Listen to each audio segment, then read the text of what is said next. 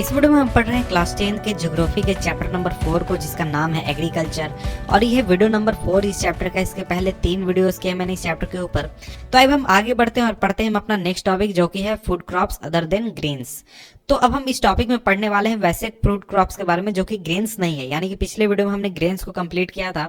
अब हम आगे बढ़ रहे हैं और दूसरे फूड क्रॉप्स को पढ़ रहे हैं। तो इसमें हमारा सबसे पहले आ जाता है सुगर केन। सुगर केन यानी कि गन्ना।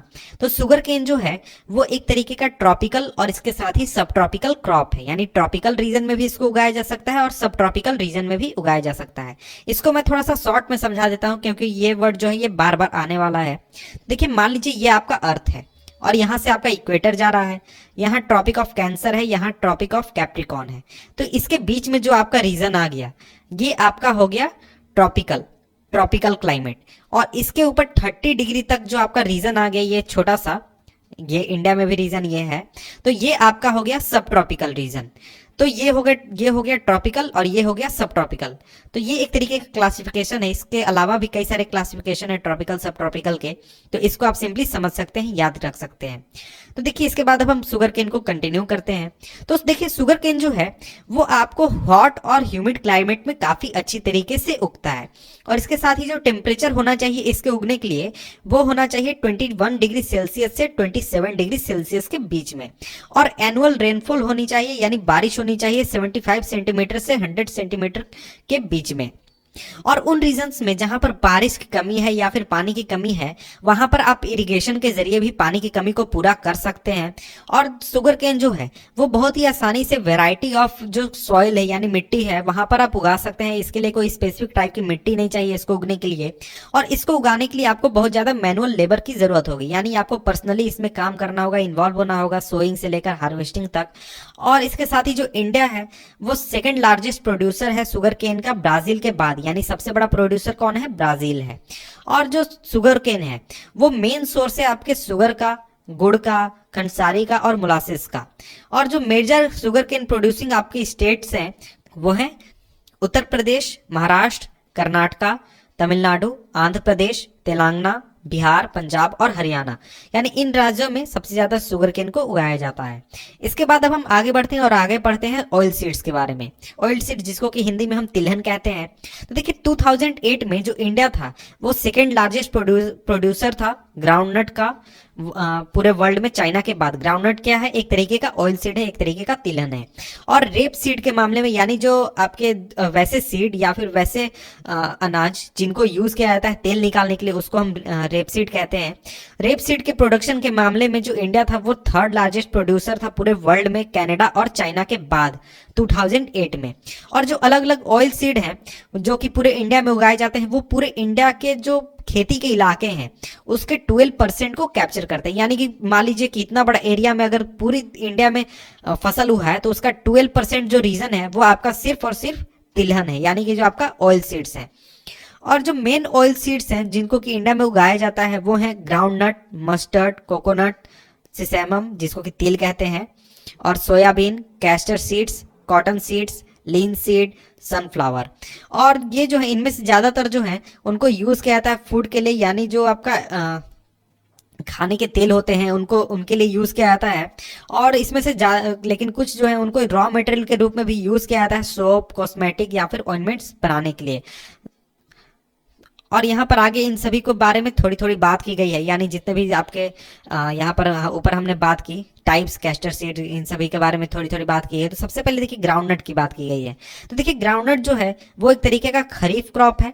और पूरे जो आपके मेजर ऑयल सीड्स हैं उनमें से जो हाफ प्रोडक्शन है वो आपका ग्राउंडनट ही होता है इंडिया में। और जो गुजरात है वो सबसे बड़ा प्रोड्यूसर है ग्राउंडनट का। और इसके बाद आपका आ जाता है आंध्र प्रदेश और तमिलनाडु 2011-12 में, यानी डाटा ये जो आपका दिया गया है ये वाला कि गुजरात सबसे बड़ा प्रोड्यूसर है, ये 2011-12 में था।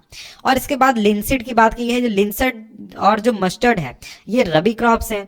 और इसके साथ ही जो सिसम है यानी तिल जो है वो एक तरीके का खरीफ क्रॉप है नॉर्थ इंडिया में, और रबी क्रॉप है साउथ इंडिया में। और इसके साथ ही जो कैस्टर सीड है उसको रबी और खरीफ दोनों क्रॉप के रूप में उगाया जाता है। तो इसके बाद यहाँ पर हमारा ऑयल सीड कंप्लीट हुआ। अब हम आगे बढ़ते हैं और है हमारा आगे टी। इसके बाद अब हम पढ़ते हैं टी यानी कि चाय। देखिए टी कल्टीवेशन जो है वो एक तरीके का प्लांटेशन एग्रीकल्चर है। प्लांटेशन आपने पहले पढ़ा है, सेकंड नंबर वीडियो में मैंने इसको पढ़ाया है, तो आप वहां से जाकर पढ़ सकते हैं अगर आपने इसके बारे में नहीं पढ़ा तो देखिए इसको इंट्रोड्यूस किया गया था इंडिया में, यानी टी को इंट्रोड्यूस किया गया था इंडिया में ब्रिटिशर्स द्वारा। लेकिन आज जो है वो ज्यादातर आपको टी प्लांटेशन जो है वो इंडियंस द्वारा किया जाता है, इंडियंस उसके मालिक हैं। और जो टी प्लांट है वो काफी अच्छी तरीके से उगता है ट्रॉपिकल और सब ट्रॉपिकल क्लाइमेट्स में, जहां पर आपको डीप और फर्टाइल वेल ड्रेन्ड सॉइल हो, यानी कि डीप भी होना चाहिए, फर्टाइल भी होना चाहिए, और जहां पर ह्यूमस और ऑर्गेनिक मैटर काफी अच्छी मात्रा में मौजूद हो। और जो टी बूसेज होते हैं उसको काफी वार्म और मॉइस्ट फ्री क्लाइमेट चाहिए होता है पूरे साल। ऐसा नहीं कि कुछ साल मॉइस्ट है कुछ साल मॉइस्ट फ्री है, मेरा मतलब कुछ महीने मॉइस्ट है कुछ महीने मॉइस्ट फ्री है, वैसा नहीं होना चाहिए। पूरे साल मॉइस्ट फ्रॉस्ट फ्री होना चाहिए क्लाइमेट। और फ्रीक्वेंट सावर भी चाहिए इसके लिए, जो कि पूरे साल यानी कि इवनली डिस्ट्रीब्यूटेड हो, और इसकी वजह से जो आपका लीव्स जो है वो काफी अच्छी तरीके से ग्रो होंगे। और टी जो है उसमें काफी ज्यादा लेबर की जरूरत होती है, काफी ज्यादा लोगों को एम्प्लॉय करना पड़ता है लेबर के रूप में, तब जाकर ये अच्छी तरीके से उगता है। और it requires abundant and cheap skilled labour, यानी कि इसमें आपको काफी बड़ी मात्रा में लेबर यानी लोगों की जरूरत होती है काम करने के लिए। और टी जो है tea is processed within the tea garden to restore its freshness. तो देखिए टी जो है उसको उस टी गार्डन में ही रिस्टोर किया जाता है, मेरा मतलब है वहां पर उसको प्रोसेस किया जाता है। तो देखिए यहाँ पर आप एक इमेज देख रहे हैं टी कल्टीवेशन का, दोनों इमेज है टी कल्टीवेशन का, यहाँ पर हार्वेस्टिंग हो रहा है और यहाँ पर एक टी कल्टीवेशन का इमेज दिखाया गया है। और जो मेजर टी प्रोड्यूसिंग स्टेट है वो है असम, और इसके बाद है आपका वेस्ट बंगाल। वेस्ट बंगाल में आपका दार्जिलिंग के हिल्स या फिर जलपाईगुड़ी डिस्ट्रिक्ट जो है वो रीजन, तमिलनाडु और केरला। और इसके अलावा जो हिमाचल प्रदेश है, उत्तराखंड है, मेघालय है, आंध्र प्रदेश है और त्रिपुरा है, यहाँ पर भी टी प्रोडक्शन होता है, लेकिन उतनी ज़्यादा एक्सटेंसिव नहीं होता जितना इन स्टेट्स में होता है। यानी असम और वेस्ट बंगाल और केरल तमिलनाडु में जितना होता है उतना आपको इन स्टेट्स में नहीं होता है। और 2008 में अगर हम बात करें तो इंडिया जो था वो थर्ड लार्जेस्ट प्रोड्यूसर था टी का, चाइना और टर्की के बाद। और इसके बाद अब हम आगे बढ़ते हैं और आगे अब हम पढ़ते हैं कॉफी को। तो देखिए कॉफी जो है वो इंडिया में 2008 में जो इंडिया था वो पूरे वर्ल्ड का 3.2% कॉफी प्रोड्यूस कर रहा था। और जो इंडियन कॉफी था वो पूरी दुनिया में जाना जाता है अपने गुड क्वालिटी के लिए, काफी अच्छी क्वालिटी के लिए। जो अरेबिका वेराइटी है कॉफी की जो कि इंडिया में उगाई जाती है, जिसको कि यमन से शुरू में लाया गया था, ये काफी फेमस है पूरे वर्ल्ड में और काफी इसकी मांग है जो कि इंडिया में प्रोड्यूस की जाती है। और ये जो वेराइटी है पूरे वर्ल्ड में काफी इसका डिमांड है। और शुरुआत में इसका जो कल्टीवेशन है उसको बाबा बुदान हिल्स में इंट्रोड्यूस किया गया था, लगाया गया था। और आज भी इसका जो कल्टीवेशन है वो उसी रीजन में है और वहां से दूसरे रीजन्स में नहीं फैला है। और इसका जो कल्टीवेशन है वो आपको नीलगिरी जो रीजन है आपका कर्नाटका में, केरल में और तमिलनाडु में, इसी रीजन में आपका होता है। इसके बाद अगर हम आगे बढ़ें तो आगे अब हम पढ़ते हैं हॉर्टिकल्चर क्रॉप्स। तो देखिए हॉर्टिकल्चर क्रॉप्स जो है यानी कि आपका जो फल फूल सब्जी ये हो गए। 2008 में जो इंडिया था वो सेकेंड लार्जेस्ट प्रोड्यूसर था फ्रूट्स और वेजिटेबल्स का पूरे वर्ल्ड में, चाइना के बाद। और इंडिया जो है वो प्रोड्यूसर है ट्रॉपिकल और टेम्परेट फ्रूट्स का। और देखिए यहाँ पर कुछ नाम बताए गए हैं कि किन राज्यों में कौन कौन फल को उगाया जाता है। तो देखिए मैंगो उगता है महाराष्ट्र, आंध्र प्रदेश, तेलंगाना, उत्तर प्रदेश और वेस्ट बंगाल में। ऑरेंज उगता है आपका नागपुर और चेरापूंजी में जो कि है मेघालय में। और इसके बाद बनाना उगता है यानी केला उगता है केरल और मिजोरम, महाराष्ट्र, तमिलनाडु, इन जगहों पर। और जो लीची और गुआवा है वो आपको उत्तर प्रदेश, बिहार में मिलता है। और इसके साथ ही आपका जो पाइनएप्पल है वो मेघालय से आता है। और जो ग्रेप्स हैं वो आंध्र प्रदेश, तेलंगाना और महाराष्ट्र से आते हैं। और इसके साथ ही जो आपके एप्पल्स हैं, पियर्स हैं, एप्रिकॉट्स हैं और जो वालनट्स हैं ये आते हैं जम्मू कश्मीर, हिमाचल प्रदेश से। और इनका काफ़ी डिमांड है आपको पूरी दुनिया में, सिर्फ इंडिया में नहीं बल्कि इंडिया के बाहर भी काफ़ी ज़्यादा डिमांड है। तो यहाँ पर आप देख सकते हैं इमेज आपको दिखाया गया है एप्पल्स, इन बहुत सारे फलों के इमेजेस हैं यहाँ पर। और इंडिया जो है वो पूरी दुनिया का करीब 13% वेजिटेबल प्रोड्यूस करता है। और काफ़ी इंपॉर्टेंट यहाँ का जो फल है यानी जो इंडिया जो है वो काफ़ी इंपॉर्टेंट प्रोड्यूसर है पी का, कॉलीफ्लावर का, ऑनियन का, कैबेज का, टोमेटो का, ब्रिंजल का, पोटैटो का, इन सभी वेजिटेबल्स का। और इसके अलावा और भी वेजिटेबल्स हैं जिसका काफ़ी इंपॉर्टेंट प्रोड्यूसर है। इसके बाद आ जाता है हमारा नेक्स्ट टॉपिक जो कि इसी वीडियो में हम कंप्लीट करने वाले हैं, वो है हमारा नॉन फूड क्रॉप्स। इसमें सबसे पहला आ जाता है हमारा रबर। तो देखिए रबर जो है वो एक तरीके का इक्वेटोरियल क्रॉप है, but under special conditions it is also grown in tropical and सब ट्रॉपिकल एरियाज। तो देखिए इसका क्या मतलब है, इसका मतलब है कि रबर देखिए आपका इक्वेटोरियल क्रॉप है, लेकिन इसको स्पेशल कंडीशन में हम ट्रॉपिकल और सब ट्रॉपिकल एरियाज में भी उगा सकते हैं। यानी जो आपका इंडिया है वो आपका ट्रॉपिकल आधा है और आधा सब ट्रॉपिकल एरिया है, तो इसलिए इन रीजन्स में भी हम उगा सकते हैं। और रबर को उगने के लिए मॉइस्ट और ह्यूमिड क्लाइमेट की जरूरत होती है, और रेनफॉल जो है वो होना चाहिए मोर देन 200 सेंटीमीटर, और जो टेम्परेचर होना चाहिए वो 25 डिग्री सेल्सियस से ज़्यादा होना चाहिए।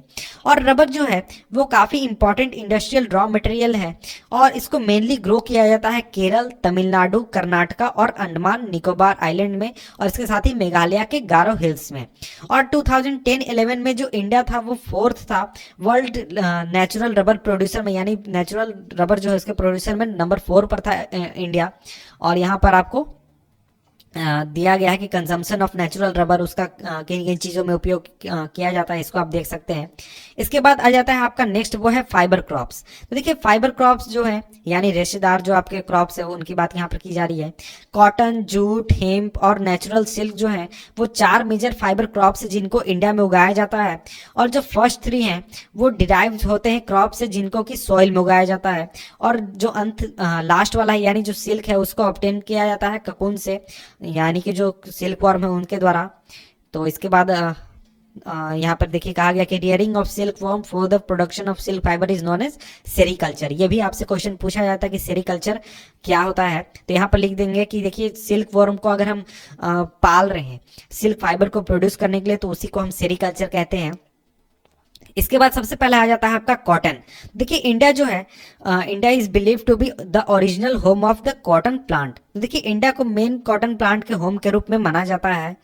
कॉटन एक इंपॉर्टेंट रॉ मटेरियल है कॉटन टेक्सटाइल इंडस्ट्री के लिए। 2008 में जो इंडिया था वो सेकंड लार्जेस्ट प्रोड्यूसर था कॉटन का चाइना के बाद, और कॉटन जो है वो काफ़ी अच्छी तरीके से उगता है। जो ब्लैक कॉटन सॉइल है डेक्कन प्लेटू रीजन में उसके ड्रायर पार्ट्स में काफ़ी अच्छी तरीके से उगता है। और इसके बाद अगर हम बात करें तो कॉटन को उगने के लिए काफ़ी हाई टेम्परेचर की ज़रूरत होती है, और इसके साथ ही लाइट रेनफॉल या फिर इरिगेशन को प्रोवाइड करना होता है ताकि वो अच्छी तरीके से उग सके। और इसको उगने के लिए 210 फ्रोस्ट फ्री डेज की ज़रूरत होती है और ब्राइट सनशाइन की ज़रूरत होती है इसके ग्रोथ के लिए। और ये एक तरीके का खरीफ क्रॉप है और इसको 6 से 8 महीने लगते हैं मैच्योर होने में। और जो मेजर कॉटन प्रोड्यूसिंग स्टेट्स हैं वो है महाराष्ट्र, गुजरात, मध्य प्रदेश, कर्नाटका, आंध्र प्रदेश, तेलंगाना, तमिलनाडु, पंजाब, हरियाणा और उत्तर प्रदेश। इसके बाद अगर हम आगे बढ़ते हैं तो आगे हमारा आ जाता है जूट। जूट को हम गोल्डन फाइबर के नाम से भी जानते हैं, और जूट जो है वो काफ़ी अच्छी तरीके से उगता है वेल ड्रेन्ड फर्टाइल सॉइल में, यानी कि वैसे सॉइल में जो कि हर साल नहीं होती है, यानी हर साल जहाँ पर बाढ़ आता है या फिर हर साल जहाँ की मिट्टी जो है वो चेंज हो जाती है, ऐसे रीजन में काफ़ी अच्छी तरीके से उगता है, जिसको कि सिंपली हम फ्लड प्लेन्स कहते हैं। उन रीजन्स को फ्लड प्लेन्स हम कहते हैं जहाँ पर जो मिट्टी है वो हर साल नहीं हो जाती है बाढ़ की वजह से या फिर वहाँ पर पानी के फ्लो की वजह से। और इसको उगने के लिए हाई टेम्परेचर की ज़रूरत होती है इसके ग्रोथ के समय में। और इसके साथ ही जो आपका वेस्ट बंगाल है, बिहार है, आसाम है, ओडिशा है और मेघालय है, ये मेजर जूट प्रोड्यूसिंग स्टेट्स है। और इसको यूज़ किया जाता है आपको गनी बैग्स बनाने में, मैट्स बनाने में, रोप्स बनाने में, यार्न, कारपेट्स और दूसरे आर्टिफैक्ट्स बनाने में।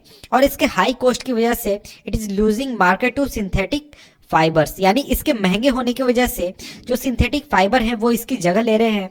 और इसके साथ ही जो पैकिंग मटेरियल्स हैं या फिर और भी जो दूसरी चीज़ें हैं वो इसको रिप्लेस कर रहे हैं, जिसमें मेनली आपका नाइलन है, क्योंकि इसको प्रोड्यूस करना या फिर इसका जो प्राइस है जूट का वो काफ़ी हाई होता है। इसके बाद आगे अगर हम बढ़ें तो आगे हमारा टॉपिक आ जाता है टेक्नोलॉजिकल एंड इंस्टीट्यूशनल रिफॉर्म। तो इसको हम पढ़ने वाले हैं नेक्स्ट वीडियो में, तो मिलते हैं आपसे हम नेक्स्ट वीडियो में, तब तक के लिए गुड बाय।